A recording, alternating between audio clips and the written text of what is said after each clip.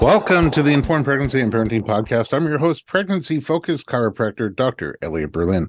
My guest today is a restaurateur from Vancouver, British Columbia. She is now a mother of two, but had a very challenging journey getting there. We'll talk about ectopic pregnancy, miscarriage, a dramatic epidural experience, unplanned cesarean birth, and her healing home birth experience. Stephanie Devlin, welcome to the podcast. Thank you so much for having me. I'm so happy to be here. I mean, gosh, I thank you in advance for sharing all these difficult things that you experienced. I'm so glad we're talking to you on the other end of it when we can sort of both look back and say, wow, okay, we're here. But, you know, a lot of people are going to be in the middle of it. And I think it's nice to hear from somebody who plowed through and made it to the other side. So let's jump right in. Where are you from originally? I am born and raised and still live in Vancouver, Canada. You don't really have the accent. I always point that out. I don't know why. What's that about? Okay, yeah, so I feel like the East Coast has more of an accent, but the West Coast is not as strong. So I don't know. Maybe that's why. Well, I'll take what I can get. I do believe you're in Canada. Hey. Okay, restaurateur. Tell me, is this what you always wanted to do? Oh, no, I actually went to university for social work, like youth work. And when I finished school, I went into the field and it just didn't feel quite like what I wanted to do. And all through my younger years, I was a server at a restaurant. So I just sort of moved up through the ranks in that restaurant and decided, you know what, I actually just love restaurants. Why am I trying to stop doing restaurants and go into youth work when this is really kind of my passion? So I bought out one of the partners in the restaurant, and ended up buying out the second partner about a year ago. So it's now fully mine and I love it. It's exactly what I want to be doing. Okay, for one thing, you said about an oot, so now I believe it.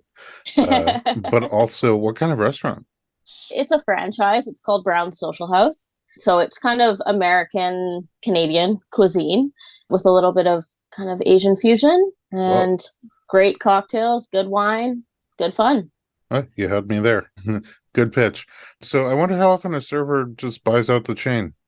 I'm the first one in my franchise. So there's one other person that has done something relatively similar, but didn't start as sort of low on the food chain as me. But I actually started as a host in this franchise. So I have been with the company since I was 16 years old. Oh, wow. So yeah, I've been around for a long time, and it just kind of felt like the right time when I made the big leap. And yeah, I'm happy I did it. I like how you said food chain.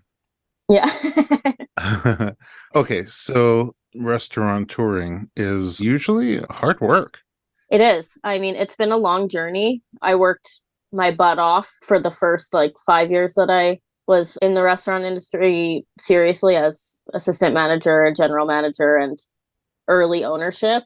And then when I had my first son, I took my first sort of step back, and it was really difficult to do it because I was such a workaholic for so many years that I really had to focus on not focusing on the restaurant. Yeah, I can imagine it becomes part of your identity. It does. Yeah. You know, the second you wake up till the second you turn your phone off before bed, it's constantly there. So, yeah. I guess that was your first baby. It was my first baby. Yeah, I still think it's my first baby. Yeah. Yeah. Okay, but now you have other babies. And as we mentioned in the intro, it wasn't an easy role to get there. So parenthood, motherhood, was that something you thought about as a kid, as a teenager? I always wanted to be a mom. Like, I was that kid at the playground that was playing house, and I was always the mom. And yeah, I always knew I wanted to be a mom. So that was never a question. And how did you meet your husband? My husband and I met at summer camp. Oh my goodness. How old? We met as campers. I mean, when we met, my husband's 4 years older than me. So I was 12 and he was 16. And we were just friends for quite a while. And then we became staff together. And then that's sort of when our journey together began. But yeah, summer camp. I don't know if there's a cuter story. Yeah. Yeah. Well, I met my wife in summer camp. No way. Yeah. Wow, so that's amazing. 20 couples. Yep. Yeah. Slightly older. We were staff, but also teenagers. And yeah, we got hitched and here we are. Yeah, exactly. Yeah. We got married at our summer camp. Oh, wow. Yeah. Yeah. We're still together. We met at summer camp, and then we went back engaged, and then we went back married the next summer. But we didn't want to have kids right away, so we stopped going back. It Yeah, seemed fair like enough. it was going to push us forward somehow. That camp had magical powers. It Okay, does have magical powers. summer camp is just like a different, I don't know. It's a different element universe. It's where fairy tales can happen. Absolutely. And also where you can get your front tooth knocked out by a tennis racket. Okay. Oh, yeah. Okay. Story for another day. Yes. So met the hubby pretty young. Did you guys talk about kids? Is that something he also dreamt about at the park? Yeah, he always wanted kids as well. I don't even think it was ever like a real conversation we had. It was just, of course, we were going to have kids. Do you each have siblings? I have an older brother. He's 21 months older than me. And my husband has an older sister. They have different moms, but she is 12 years older than him. So, yeah. He's like an only child. He's basically an only child. Yeah. In terms of cohort, at least. I mean, Yeah, exactly. And you're both the youngest. We are both the youngest, yeah. The babies. It makes sense. The babies want to be parents. Okay. How soon after you got married did you plan out having kids, or it just happened? It was planned. So we got married about 7 years ago, and we had already decided we wanted to start trying a few months before we got married. Wait, you decided a few months before you got married, or you started trying a few months before you got married? We decided and started trying a few months. Fine. Yeah. Well, you guys don't waste any time. No, I know. And I just didn't really care about being pregnant at my wedding, but I wasn't in the end. But we didn't try, We weren't putting our all into it at that point. But I wasn't sure I was pregnant or not at my wedding. So could have been. Yeah. Could have been. But you weren't. I wasn't. How soon after that did you get pregnant? I got pregnant just a few months after that. Were you putting your all into it? That was putting our all into it. That was the second month of really trying. We got pregnant. Calculating trying? Yeah. Like tracking my ovulation and. Oh, really trying? Yeah, really trying. We really wanted to get going. Yeah. So that was just a few months after we got married and 2 months after we started trying. How old were you then? I was 26. And still, your older sibling was 21 months older than you. Correct. Yeah. See how good I am with the math? Okay, 26. Good. Is that in your area? Is that a typical time for people to get married, or is that a little ahead of the curve? No, that's early for sure over here. I'd say that the average is probably early 30s here. Yeah, so probably somewhere around here. Okay, so both ahead of the curve. And did you feel it first, or did you test for it first? No, I felt it.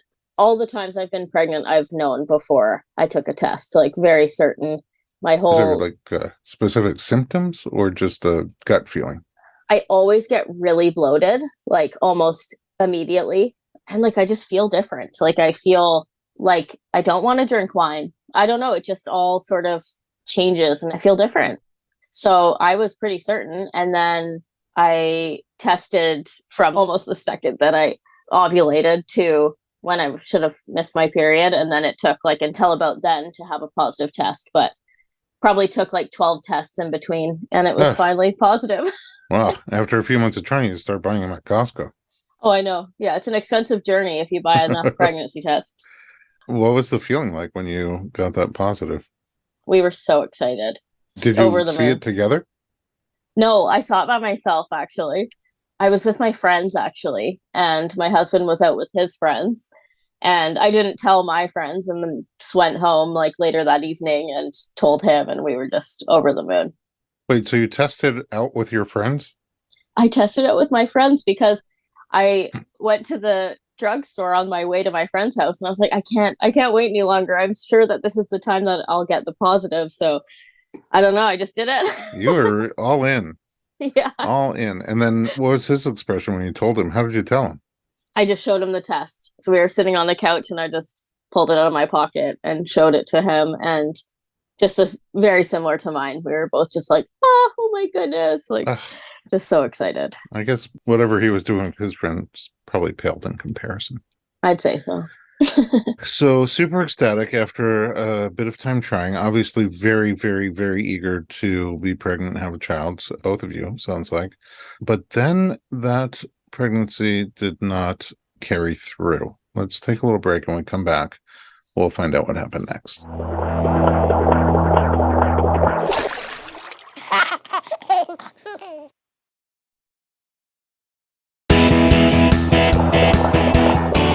Welcome back to the podcast. We're talking to Stephanie Devlin all the way over there in British Columbia. Okay. And before the break, we got to the exciting part where you are pregnant and you share it with your husband and you're elated. Unfortunately, that pregnancy didn't work out. What happened? So that pregnancy ended in an ectopic pregnancy, which was something I had never heard of before it happening to me. So it was quite shocking to me. I just was at work and all of a sudden started feeling like quite a lot of pain. And I thought, this is interesting. Maybe this is what implantation feels like or something like that, because I really had very little information. And so I Just in called. case anybody listening doesn't know what it is, ectopic pregnancy is a pregnancy. An egg becomes fertilized, but it starts to develop outside the uterus, usually in a fallopian tube. So there is a baby that is growing. It's just not in a place where it can survive. And of course, you thought that was implantation, which could be exciting. Yeah, I was thinking, okay, well, yeah, I'm sure pregnancy isn't all comfortable. So maybe this pain is just implantation or something along those lines. So I called my husband and just said, like, I'm having some pain, but I don't think it's anything to like really worry about. And went home after work. And then like throughout the night, it just got really painful. And I wanted to go to the hospital and just check it out. And we got there and my HCG levels were very, very low. So it didn't seem like a pregnancy that was going to last, was what the nurses told me. So that's your blood test. Yeah, that was a blood test. Which is not just yes or no pregnant, but quantitative. It tells you if the pregnancy, on a chemical level, hormonal level, it tells you if the pregnancy is growing according to plan. And you were low. So something seemed off. Yeah, it just seemed off. And they did an ultrasound and it was so early that they were not wanting to give me really a yes or no of what was going on, but basically said they couldn't see anything in my uterus, but that maybe there would be soon. And so I went home still in so much pain. And the next day called my midwife and was like, I think something is wrong. Went back to the hospital and they found that it was in fact in my fallopian tube, or they think it was. They didn't actually ever fully see it, but they said, okay, we think that this is an ectopic pregnancy. So I took this little white pill and was supposed to, try and force it out of me to sort of force a miscarriage of sorts. And that didn't seem to help. And I kept having to go back for blood tests every 2 or 3 days to find where my HCG levels were. At this point, I'm starting to bleed. So I know that I'm miscarrying, but I had to go back for, it was probably 6 weeks-ish of blood tests every 2 or 3 days. Oh my goodness. Yeah, and the HCG levels would barely drop. So it would be like, I think I started around 900 and then it was like 880. Like it was like minuscule amounts. And it took so long for me to get to 0, which was the goal, obviously, to know where the baby was and what was happening and make sure I was safe. But nothing ever like exploded in my fallopian tube or anything really scary like that. But it was such a long journey of like grief. Like I just wanted it to be over so bad. I can't imagine every day. What was going on in your life at that time? I was working my butt off at the restaurant. So I would leave at like noon, go up to get my blood test. And then we have this app where you can check your blood test results like throughout the day. And usually by the end of the day, they're there. So I would be like obsessively checking it while I'm at work. And yeah, like I was just so busy and it was just really sad. And it was just really hard to have it last for so long. I'm sorry that you had that. And especially the prolonged element. And especially you wanted it so bad and were so excited and felt like you were on your way. And I Mm-hmm. think, like most people, have a first ectopic pregnancy, never heard of it, So it's just a lot of learning and experiencing something that's really hard physically and emotionally. It can be very hard to get through Absolutely. and Yeah, have to put on a happy face at the restaurant. I can't imagine. exactly. Okay, so you get down to 0, and then were you given any advice on, trying again, wait, go for it right away? They said wait for one normal cycle, was what my doctor said at the time. So we did that. And then we started trying right away, a second time. So one And cycle of wine, exactly. Yes, I got a few good glasses in there. And and then, then one cycle of back to the monitor. exactly. And we got pregnant the first try for the second pregnancy. So I was pregnant right away. Again, I knew immediately, almost like by the morning, I was like, I'm pretty sure I'm pregnant again. And yep, tested throughout that 2-week period as well. And finally got my positive. And again, we were very excited, but I was much more anxious this time, thinking like, okay, what's going to happen? And is this one going to be successful? But I was really trying to be positive, but it was just really difficult. So I was pregnant for 6 to 8 weeks. I forget the amount. It was somewhere around there. And then I went for an ultrasound because I was nervous. Like I just basically begged my midwives to let me get an ultrasound before I was supposed to. And they let me, and I got there and they said, there's no heartbeat. And I just was, just so devastated, just Oh totally my God. gutted. I knew you were going to say that because I know the story, and it's still my heart sank when you said it. Yeah, it's just like the 3 words that they haunt me. There's no heartbeat. Like it's just such a sad thing to hear. Did you go because you felt like something was off, or you just needed to know because of what happened last time? I just needed to know. I was so anxious and like every day was hard.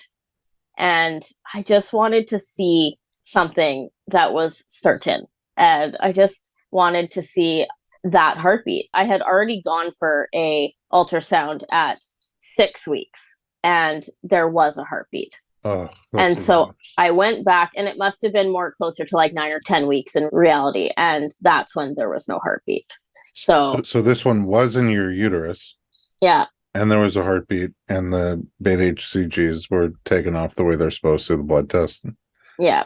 And are you 8 weeks in, 9 weeks in? It sounds like you're very anxious, which makes a lot of sense. But are you also like, oh, phew, we made it past? Yeah, like there's like this website where you can track the days and find out what your percentage of miscarrying is at that point. And I was doing that like every day, like, okay, now it's like 88% that I won't miscarry. This is now it's 91% I won't miscarry. So, yeah, it was devastating. I still think back to that moment in that room and I could just tear up. It's just, yeah. I'm so sorry. I'm so sorry. Yeah. Thank you. In terms of the miscarriage itself, I mean, you saw no heartbeat, but do you wait for a miscarriage, or do they induce a miscarriage? Were there options? Yeah, there was options. So they asked me if I wanted to induce it with the little white pill, and I didn't want to initially. And I almost didn't believe them. I almost didn't believe that there wasn't a heartbeat. And I just wanted it to all happen naturally so that I was certain that I wasn't making it happen. Sort of like, I know that sounds crazy because they're looking at an ultrasound, they can't see a heartbeat, but I was just like, no, I don't want to believe it. So I didn't do anything and just went home, and it was taking too long. And I ended up talking to my midwives and they offered the pill again, and I took it. And then the miscarriage started that night. And I just did it naturally at home in my shower. And yeah, it was graphic and sad and much more painful than I had anticipated. Alone? No, my husband was there. Actually, my husband was on a trip with his friends. And I called and was like, you got to come home. This is much worse than I expected. And he drove through the night, got home at like 1 a.m, and I was lying in the bathtub with the shower on me. And yeah, it was something. It's heartbreaking. Mm-hmm. No, you say midwives a lot. Is that the typical in Vancouver, in Canada in general, where you're generally under the care of midwives? No, I don't know what the percentage is here, but a lot of people still go with an OBGYN. And a lot of people, especially in Vancouver, are sort of starting to go more towards the midwives, but there's still a lot of people that go through an OB. Do you have a choice? You have a choice, yeah, and they're both covered under our medical. Okay. So one question before we move on. Did you have concerns like now it happened twice, so to speak?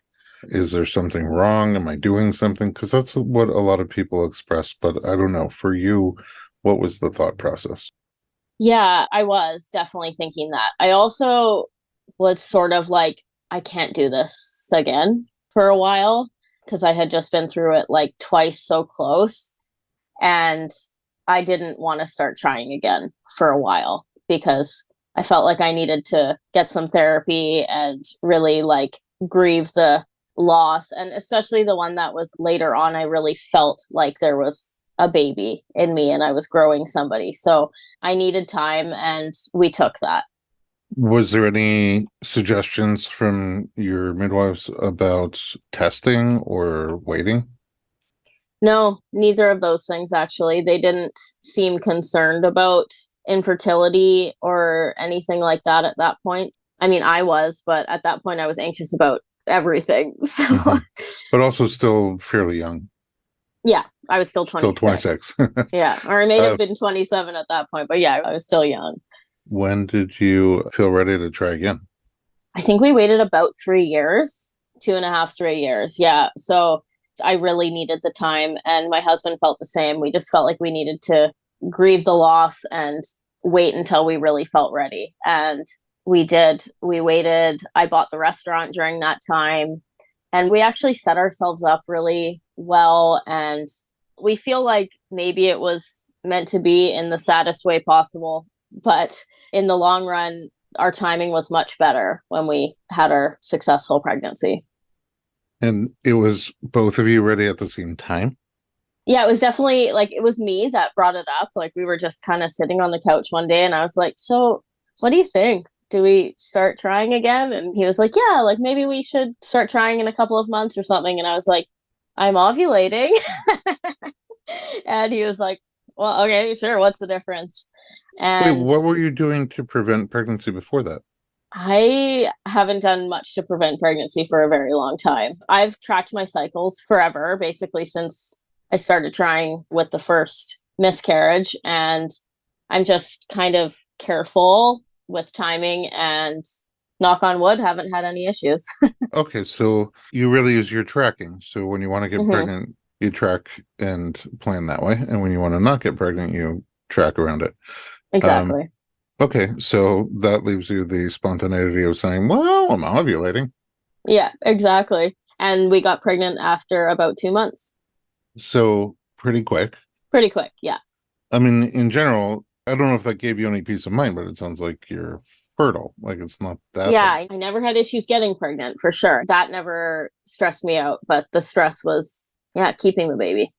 No, with 3 years down, are you still feeling the anxiety? Same thing? You felt like you were pregnant and you knew it right away and then Oh, did yeah. 5 dozen Like, pee tests? no, this time I would not allow myself to do the tests until I was like missing my period. So I waited until the 2 weeks was over and then I took a test and it was immediately positive. Oh, already different. Yeah, it was different. It was different. Anxiety level? Top notch. 100%. 100% anxiety. How's your anxiousness in general? Are you an anxious person or generally Not laid at back? all. Right, you're Very laid Canadian. back. Yeah, totally. I'm very Yeah. laid back. I feel like I deal with things being thrown at me pretty well. I run a restaurant, so I'm pretty good at, thinking on my feet and not getting too stressed out. And pregnancy was different for that. I was anxious for my whole pregnancy with my first. As one would be. Again, we have some parallels here. My wife and I struggled with fertility before we had our first baby and also had miscarriages. And yeah, with our first son that was born, I kept thinking, okay, it's going to calm down. Like we're past the first trimester, we're past the second trimester. It's all good. He's viable. He's almost, and it's still, you don't believe it until you're holding them. And then maybe a month after that. Totally. Yeah. So, 100%. I felt it the whole time. okay, so how was the first trimester for you in that pregnancy? So I was physically pretty great. I had very little nausea. I mean, I didn't sleep well, but I think that was mostly based on being so anxious. Like I was constantly thinking about miscarrying again. And besides the anxiety, I'd say the first trimester was as easy as it could really be. But in terms of like last time you were like, I need to have ultrasounds. Did you push for that again? No, I didn't. Like I was trying to convince myself I wasn't anxious, which I gotta try which that. yeah, I mean, it sort of worked. Sometimes it convinced me that I wasn't, but no, I didn't push for anything. I did everything on their timeline and had an ultrasound at 8 weeks and everything looked good. And then another one at 12 weeks and everything still looked good. So at that point, my anxiety went down a tiny bit, but I wouldn't say it was gone by any means. And when did you tell people? So we started telling people right away, but only for a few very close people. I told 3 or 4 of my friends. My husband told a couple of his friends, and we told our immediate family. But we didn't tell everybody until about 13 weeks. Did those people in your inner circle know about the first two pregnancies? They did. Like, basically, I only told the people that knew my whole journey that I was pregnant again. Also, honestly, I knew I needed the support if I did miscarry again. So I wanted those people to know the whole journey. In terms of birth planning, did you have a specific idea of what you wanted from your birth in this pregnancy? And had it been something you thought about in the earlier pregnancies? No, in the earlier pregnancies, I hadn't thought ahead really at all. With this pregnancy, I thought I had a great birth plan, but in hindsight, I don't feel that that was really true. But I had a doula, I had midwives. We have midwife teams here. I don't know if you guys have that, but we have about 5 midwives on a team. So I hired the team and a doula, and my plan was unmedicated, but in the hospital. Okay. Did labor start spontaneously? It did. Yep. Started spontaneously. I was adamant not to get induced. Were you And near your due date or I was, yeah. So they offered me the stretch and sweep a few days before my due date. And I did said you no go to for it? that. Oh, you said no. No, no, I wasn't interested. I wasn't over my due date. I didn't really understand why I needed to like push it faster. And my doula was kind of warning me about that as like, you don't really need to do that. But if it's something, you want to push for, then go for it. But it wasn't something I felt I needed at the time. So I went into labor on my due date. I Oh, have that's so awkward. very, very punctual children. Yeah, I went into labor on my due date, just started with contractions. It didn't start with my water breaking. I just started having surges. It went on for, I'll tell you, 48 hours in the end, but went to the hospital around like the 12-hour mark and they sent me home. They were like, "Oh, you're not even close." And I was like, "What? Oh my goodness, this isn't close." Oh, wow. So was it overwhelming in terms of each surge or just mentally overwhelming or Like the pain was pretty overwhelming. Also, honestly, it was mental too. Like I was in a lot of pain and then I thought I must be like 8 centimeters dilated. And then they checked me, which I also had told myself I wouldn't do. But then when they offered it at the hospital, I was like, oh, I really want to know. And so but they then you checked didn't me. really want to know? Yeah, and I did not want to know. I would have been correct. So they were like, yeah, you're about 2.5, 3 centimeters dilated. And I was like, oh my gosh, you have to be kidding me. Wow, they send you home and being in labor for that long and already 2.5 to 3? Oh, yeah. Yeah, yeah. They send you home I guess it's like a easily here. restaurant. They need those tables. They need the tables. All right. Well, if you're going home, I'm taking a little break. When Okay, we fair come back, enough. we'll get the rest of the story.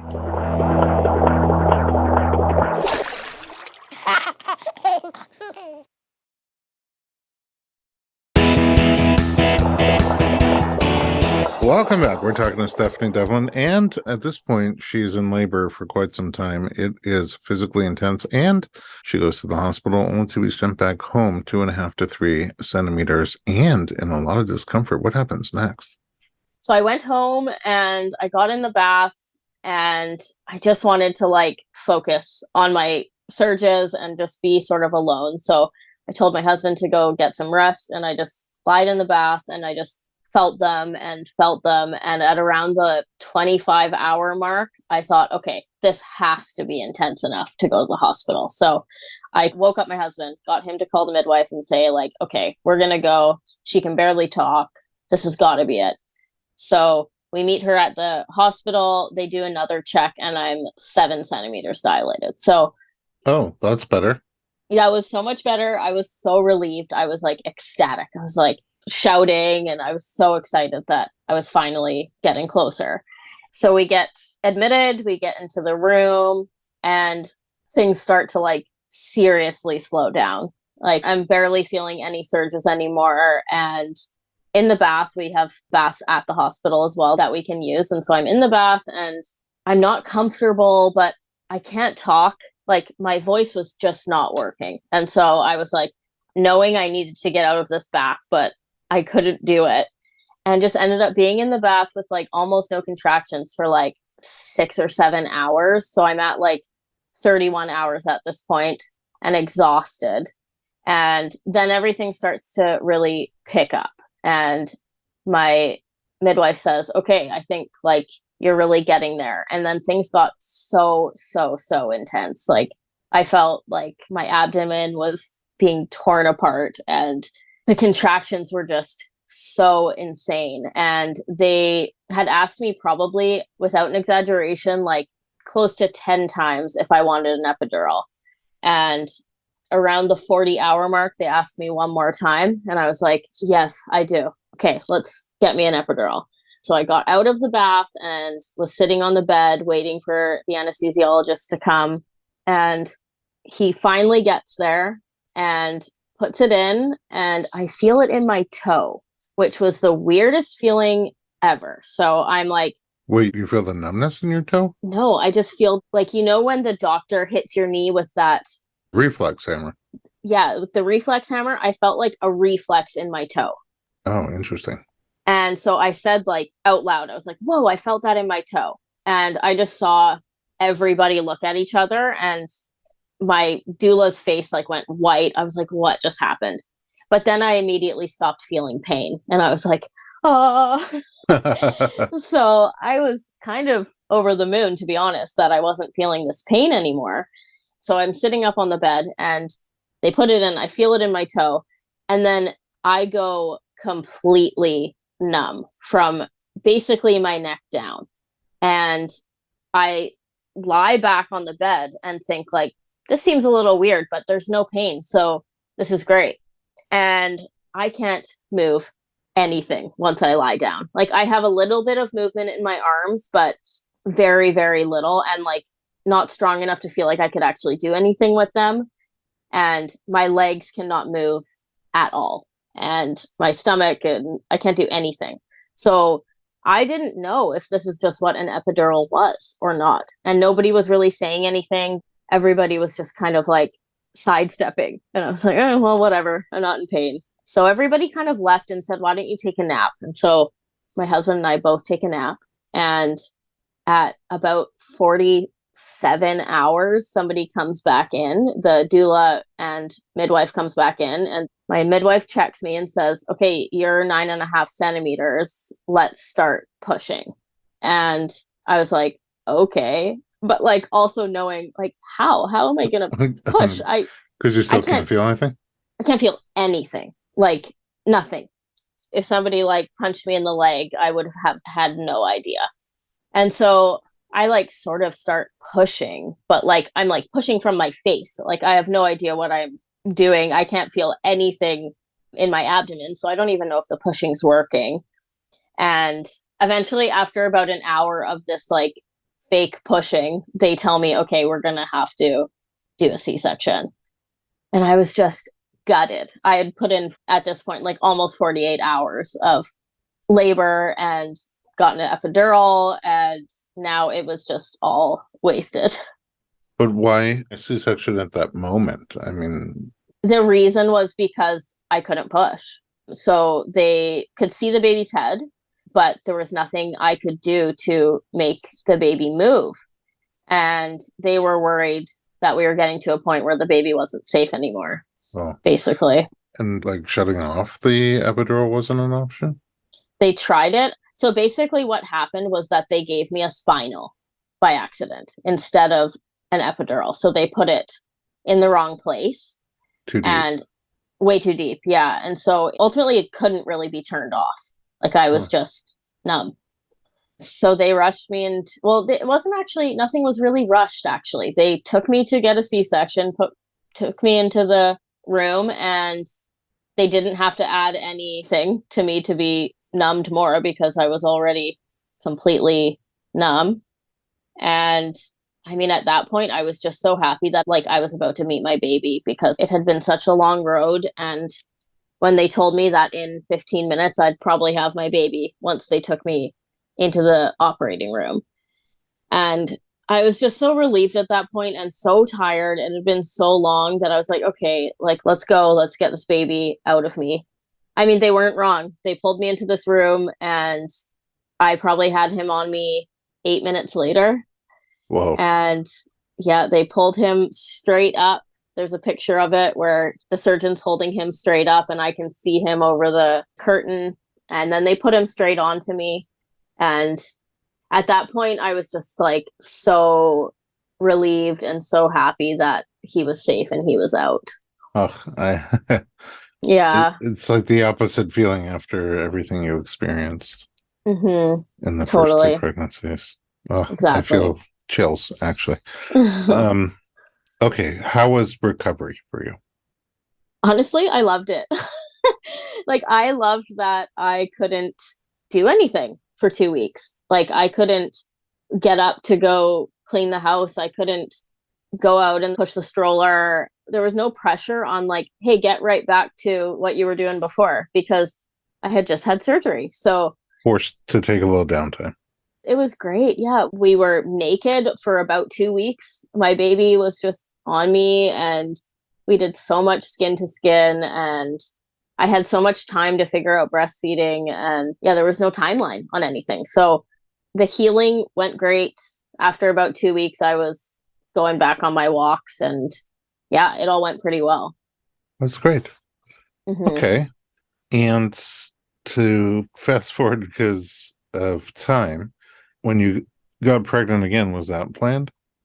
That was planned as well. Yeah. So this time it was the first try, not the second try, but we decided we were ready to start trying for a second and got pregnant that month. So how old was your first at that point?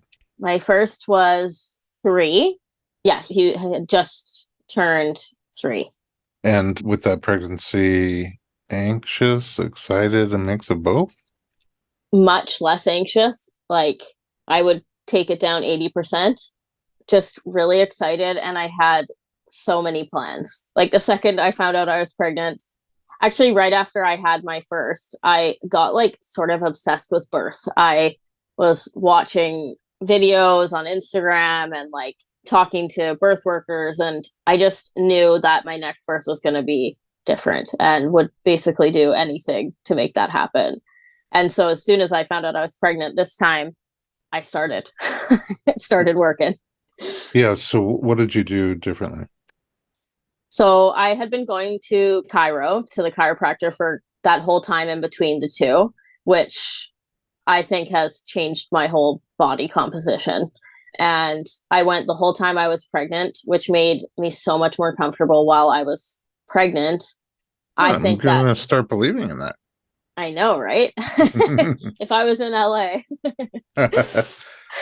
Come by anytime. Yeah, thank you. Yeah, so I was going to chiropractor. I went to pelvic floor physio. And I really think that the main thing I did was listening to positive birth stories a lot on your podcast. I spent hours listening to stories on your podcast and like other podcasts and Instagram stories of just it going well to basically convince myself like it doesn't need to be like the last time. And what was the vision for you as you got closer? So my vision changed throughout. Initially, my husband was really nervous about a home birth. And so my first thought was home birth. Then when I brought it up with him, he was like, oh, I don't know. Like, it just seems scary. So I just kind of respected that at the time. Was like, okay, that's fine. We'll do a hospital birth, but I'm going to do it way differently and have, so many more boundaries up. I'm not going to get any cervical checks. I'm going to do this my way. I'm not going to be listening to nurses telling me to push, and I'm not going to be having them talk on the sidelines while I'm in the middle of a contraction. So that was my plan at the beginning. And then what changed? So I started going to these birth circles that my doula puts on, and they basically are just either pregnant people or newly postpartum people come and talk about birth and learn about positive stories that people have just had. So I kept just hearing these like amazing stories of people having their babies at home. So I sort of started to like dangle the idea again with my husband, like, what do you think? Do you think maybe we should give it a try? And he was so supportive and was just like, whatever you want. This is your body, your birth. I want you to be comfortable.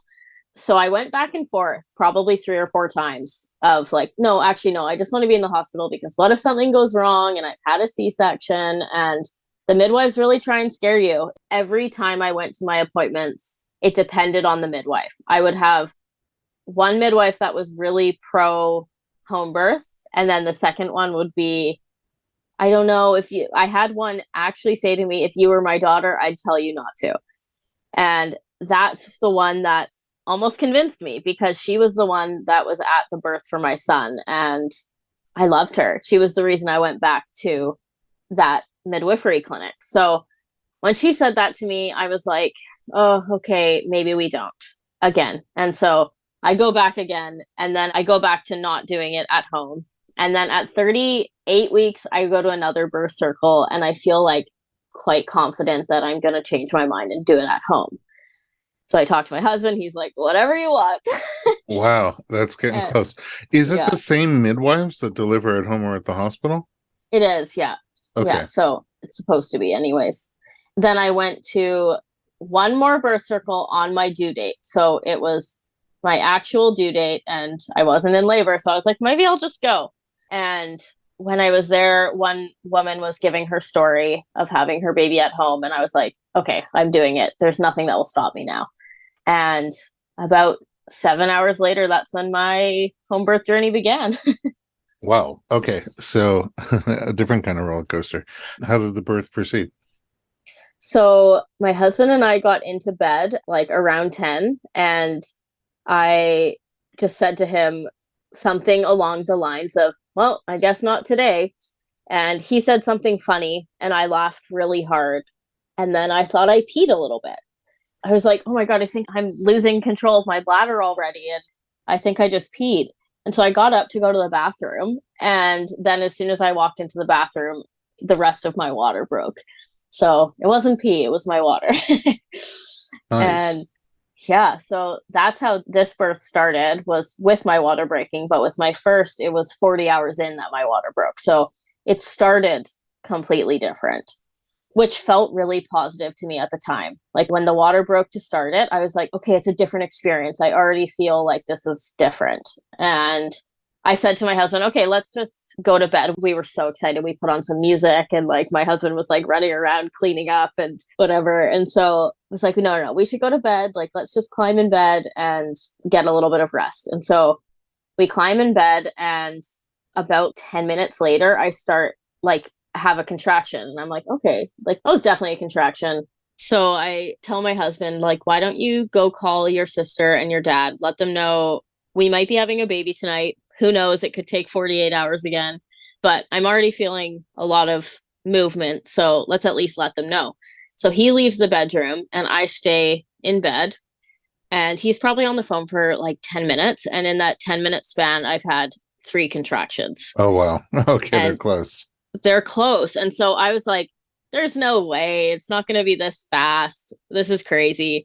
And so he comes back into the bedroom and I'm like, hey, I think things are moving pretty quick, but like, why don't you just get in? Let's see if we can sleep. And so he climbs into bed, and like immediately I have another contraction, and then like another one maybe 2 minutes later. And I'm like, okay, I think we probably should call midwives and the doula. Like, I don't know, maybe it's premature, but this is feeling pretty intense. So he goes into the living room again, calls the midwives and the doula, and I move into the bath. I'm having like surge after surge. Like, they're very close together. And I say to him, like, I don't want our son to hear this. Like, it's making me feel like I'm not as comfortable. So he ends up taking our son, who at this point is in his bedroom, like right next to our bathroom, upstairs to where my sister-in-law lives, one floor above us in the apartment, which was very convenient. Oh, convenient. Yes. So she takes him upstairs, and in the span of him taking my son upstairs, I'm feeling like I can not talk. I'm really in it. And my midwife and doula show up around that point. And this is also when I found out that I was going to have a substitute midwife that I haven't Not met. from your group? No. So like 2 people were at other births, and then 3 people were out of town. So I get this. Okay. So somebody you never met before. Somebody I've never met before. And immediately I don't have a good connection with her, which was very stressful to me initially. So she's like coming in, and she's like not telling me she's going to check the heartbeat, and she's just poking the Doppler into the bath. And I just was like, no, I need some space from you. And I was really stern with her and was just like, I want very little contact. And I don't really talk to people like that. Like, I'm kind of a pleaser. I'm getting chills again. I like this. And I just was like, no, I don't want you doing this very often. And please ask, at least. So she leaves, and my doula and my husband come back into the bathroom. And this is probably like maybe 2 hours into my labor at this point, and it's intense. Like, again, I feel like my abdomen is like tearing apart. But I'm also at the same time, I'm so happy for all these feelings. Like, every surge I got, I was like, I just kept telling myself the same mantra that I told myself to do. And I was like, every surge gets me closer to meeting my baby. All this pain is to meet her. And that totally changed my whole mind frame. And like, everything just kept going so smoothly. And I got out of the bath, went into my bed, and lied there for quite a while, and had maybe like another 2 hours of contractions, everything feeling very normal and safe. And my doula kept saying to me, like, you're safe. This is all right. Like, everything that's happening is, you're doing great. And I needed to hear those words. Like, they all sounded so kind of standard to me, but they were exactly what I needed to hear. I needed to know that what I was doing was the right thing. So like, my midwife kept trying to come into the room and do cervical checks or check the heartbeat. And every once in a while I'd let her check the heartbeat, but I had no interest in the cervical checks. And that was, I think, really positive for me in this birth. So I was in my bed, and then I just got this really strong urge to stand up. So my husband was standing beside the bed, and I was like, oh, you have to move, like, move. And I stood up, and I just started pushing. Like, I had no idea that this is how it worked. I didn't know that my body was going to physiologically push the baby out. Like, I couldn't stop it. I had at one point the midwife come in and be like, I'd like to check your cervix to make sure that you're ready to push. And I was just like, I like yelled at her, there's no way I could stop pushing, and closed the door to the bedroom.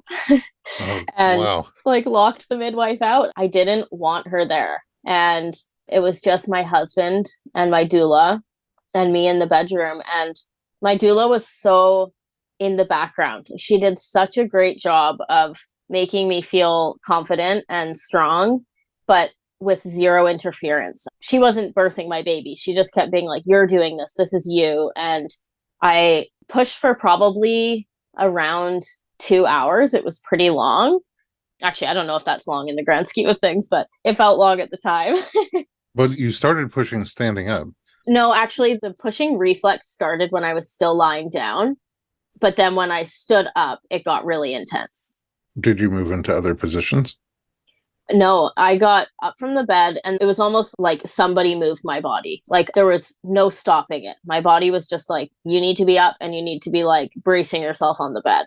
And so I stood up and I put my hands on like the side of my bed, and I was probably there for like another maybe half hour ish pushing. And then the midwife came in and said like, you've been pushing for too long. And I was like, what? And my body at that point was like a shield. Like I could barely even hear her. I just knew that I was doing this and there was nothing somebody else could do to change how it was going to play out. So like I kind of heard her and like just waved my hand behind me and was like, go away. And she was like, can you feel the head? And I actually hadn't put my hand down there to see if I could feel the head. So I did. And I was like, yes, the baby's here. So yeah, her head had crowned and I was feeling the hair on the top of her head. And at that point, I started talking to her. I'm not a very like spiritual kind of person, but I felt like we were the same person. And I just was like, okay, like in the next push, we're going to meet each other and I can't wait to meet you. And we have this huge life ahead of us. Like it was just this crazy experience where I just felt like she was listening to me. And that push, she didn't come out. And I was like, it's okay. It's okay. Like neither of us were ready. I wasn't ready either. Like, let's do it on this push. And we did. And I pushed her head out and I could not believe it. Like it was just the most powerful feeling I've ever felt in my life. Like I could feel her full head outside of me and my husband's hands were around my hands holding onto her head. Then I just sat there in silence for probably another 2 minutes with her head out. And then one more push, the rest of her body came out and my husband caught her and passed her up to me. And I just felt like such a badass. Like I was like, I cannot believe I've done this. I don't know if you're just an amazing storyteller, but you've gotten me emotional 3 times Aw. in one podcast. I feel now tears of joy for you and triumph, kind of like what I would feel at birth when I would attended birth for several years, you know, just that feeling for you. Total euphoria. Yeah, total euphoria. And just a little taste of that is just, I don't know, it's very powerful. Okay, I'm going to go home and process this episode. God bless you. And I don't know if I could have done any of the things that you did, honestly, and have such a great disposition about it is inspiring and powerful and sometimes hard to share. And I thank you very much for joining me and sharing it all with me and with our audience. Stephanie, where can we find you online? My Instagram is Steph Dev with 2 V's. Ooh, was Steph Dev with 1 V already taken? It was. It sure was. All right. Make sure you go for that extra V. Thank you. Thank you again so much for joining me. And at home, thanks for listening to the Informed Pregnancy Podcast. For more pregnancy and parenting information, visit us online at informedpregnancy.com.